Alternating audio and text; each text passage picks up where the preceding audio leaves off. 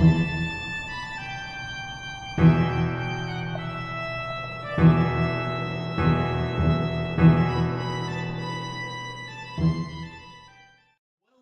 once again, monsters and mistresses, back to the History of Vampire series. So we're back, and you're probably wondering, where's Dracula 1931? He said in the last video it was gonna be Dracula 1931. Well, I moved, if you can't tell, by the completely different background. And also the noise in the distance. Probably. If there's some noise, forgive me. But I got so many books, they're so pretty. Speaking of books, another reason why Dracula 1931 is delayed is because I got this is Dracula by Bram Stoker. It got a little bit damaged. So yeah, once I've reread Dracula by Bram Stoker, I'm going to actually do a mini-series about Dracula, because I noticed that the last video I talked a lot about Dracula, which is a trap you can fall into when you're doing vampire videos, because he's the most well-known and famous vampire, even though I'm doing a History of Vampire videos, not a History of Dracula video, the video series. So I'm going to reread this for like the third time, but I haven't read it in like 3 years, so I'm going to reread this and then do the Dracula review and some other Dracula videos, just because I want this to be about vampires that aren't Dracula, and I'm not going to make that same mistake twice. Now we're going to be covering briefly in this episode the important films and some of the important books from the 20th century.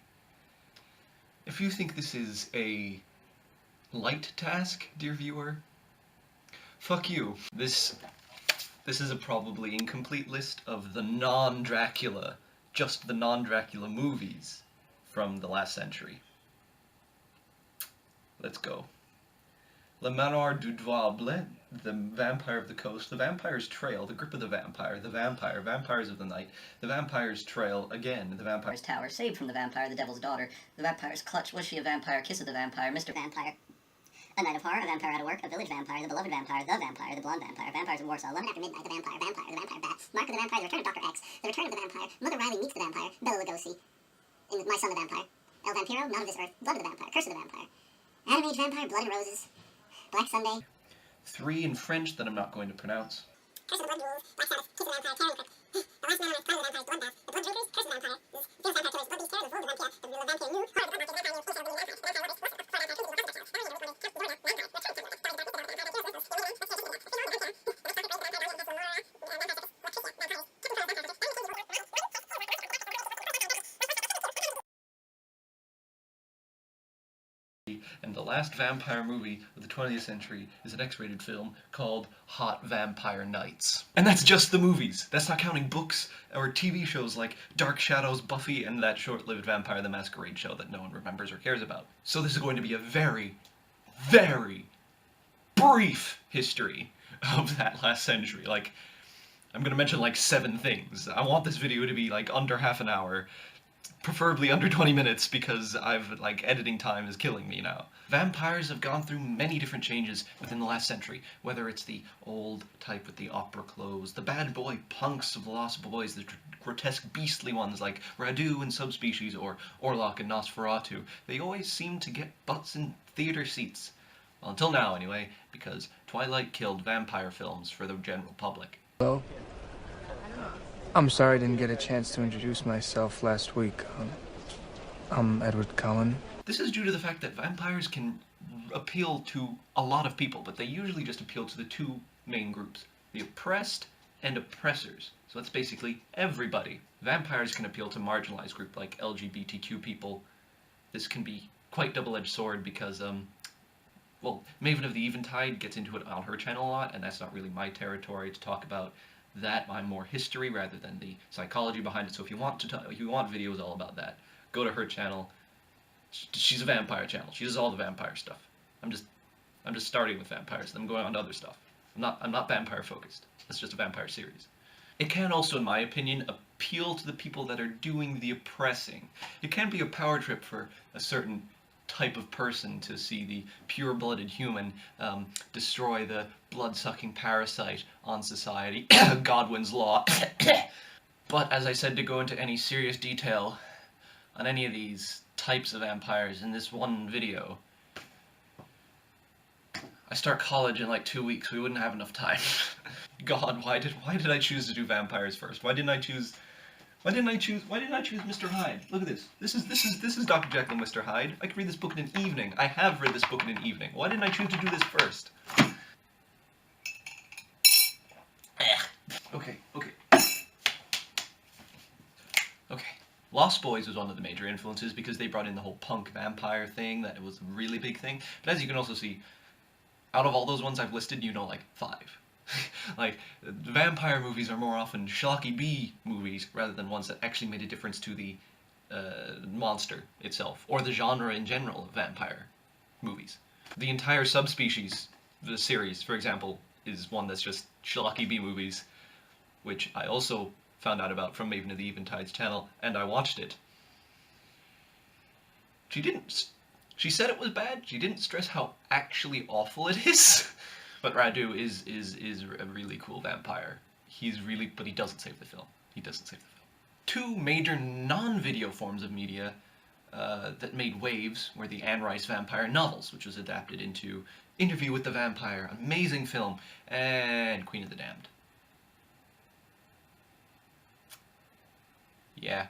And then there was Vampire the Masquerade, which was a role-playing system. Unlike D&D, it was less about combat and more about playing your clan, playing your vampire, and sticking with the rules and the bureaucracy within the vampire world. And the whole vampire bureaucracy thing is really, really smart, because it ties back to the whole OCD thing, and they're sticking to the rules. This is especially explored in the Discworld series. The Discworld series by Terry Pratchett is possibly one of my favorite book series. No, possibly. It just flat out is my favorite book series ever written. I own most of the ones in hard copy, I just don't have them with me. And the ones I don't own in hard copy, I own ebooks of. And he just handles vampires beautifully throughout the massive series. I'll be looking into a few specific ones, and one specific book. The 2 vampire characters are going to be Otto Shriek and Maledict. One of the things that's in the Discworld series is the vampire temperance movement. It's kind of a reference to the 12 steps sort of thing. So basically, if a vampire wants to be accepted in society, they swear off blood, and they take this black ribbon so people can spot it. That's a vampire that won't kill me and drink my blood. But they can't just go cold turkey. The vampires have to replace their addiction to blood with another addiction. For Otto Shriek, the photographer for the Ankh-Morpork Times, it's unfortunately for him, he chooses light as his that's what he becomes addicted to instead of blood. He loves light and photography, but just so happens that if he uses a little bit too much flash, he crumbles to dust. And that's a running joke within the novel, The Truth, and then the other novels that he comes up through. Is it The Truth? I think it's The Truth. It's The Truth, isn't it? Me later caption this. I'm thinking of The Truth, right? Okay. I think that's the first one he shows up. But anyway, he shows up throughout the series after that. This is further explored in the book Monstrous Regiment with Maledict. Here, the vampire Maledict has replaced blood with coffee, which I can really, really identify with. Minor spoilers ahead for Monstrous Regiment. 5, 4, 3, oh, it skipped like 7, like a minute ahead. 3, 2, 1. Unfortunately, at some point in the novel, he loses his access to coffee. And he starts to become more and more like an addict, and he's kind of rocking back and forth, and he's getting the sweats. And I really like this. And the whole replacing the blood with a different addiction hasn't really been explored that much in other vampire fiction, which I think is an absolute shame because it's a great, great concept. And it ties back, again, to the whole ancient vampire OCD thing that I talked about in my last video. Well, I briefly mentioned it in my last video. The book that vampires are used the most in the Discworld series is Carpe Jugulum. Get it? Get it? Do you get the joke? The joke, see, I will explain. In this book, there's a vampire family that comes to a town, it's all this stuff. But they're trying to lose their weaknesses. The father wants them to eat garlic and swear off blood, but drink wine instead. And he has, like, flashcards where he flashes holy symbols at them and they can't be scared. In this one, we kind of see that maybe the vampire rules, they're not actually bad for them. Like, the vampire, they look at the holy symbol and realize, well, that's just a shape.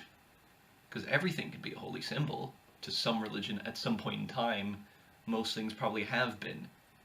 So maybe the reason that all these things affect them is because of their own OCD and having to stick to the rules. And that's an amazing, amazing, amazing concept. And no one uses it. It's like, with enough free will and enough, like, stubbornness, the vampires can ignore the stuff that hurts them. Well, not sunlight. Sunlight still hurts them in this one, but, like, the stuff that's just in their head, like holy symbols, garlic, running water, holy water.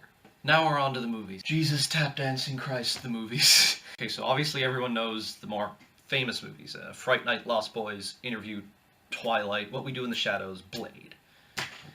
Vampires are slightly different in each of these because in the movies we start to see the individual interpretations of vampires come through, which is good. That's the whole point of vampires. As I talked about in part 1, the vampires do not have a set thing. But taking your own interpretation of vampires can be very, very, very, very, very, very good, like Discworld, or very, very, very silly. This is what I am. And the big takeaway from this, and all I've talked to in part 1, and the big list I've made is, vampires are up to the author, they're up to the director. There's no set rules for vampires.